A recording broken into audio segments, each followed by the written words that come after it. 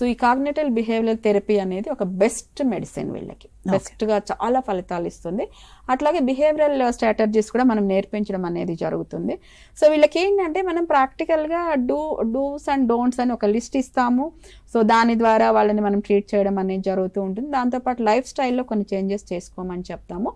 ఫైనల్గా ఏంటంటే కొన్ని సందర్భాల్లో మాత్రమే మెడిసిన్స్ ఇవ్వడం అనేది జరుగుతుంది. ADHDకి మెడిసిన్స్తో అవసరం ఉండదు, కాగ్నిటివ్ బిహేవియరల్ థెరపీతోనే మనం వీళ్ళని ట్రీట్ చేయడం అనేది జరుగుతుంది.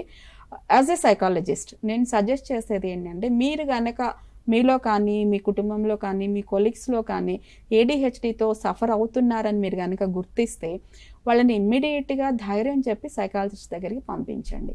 ఎందుకు అని అంటే ఆ వ్యక్తిని మీరు సరిచేయడమే కాదు, నెక్స్ట్ వాళ్ళ పిల్లల్లో కానీ వాళ్ళ మనవాళ్ళ సంతానంలో కానీ ఇది వంశపారంపర్యంగా రాకుండా అరికట్టడానికి మీరు సపోర్ట్ చేసిన వాళ్ళు అవుతారు.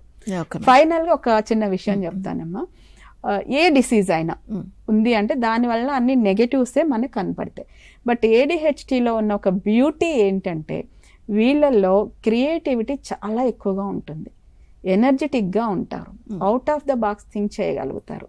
ఈ ADHD వాళ్ళను ఉన్న వ్యక్తుల్ని కనుక పిల్లల్ని పెద్దవాళ్ళని కనుక సరిగా గైడ్ చేసి వాళ్ళ దగ్గర నుంచి ప్రొడక్టివిటీ కరెక్ట్గా తీసుకోగలిగితే వాళ్ళు దేశం గర్వించదగిన వ్యక్తులుగా తయారవుతారు. This is the beauty of this disease.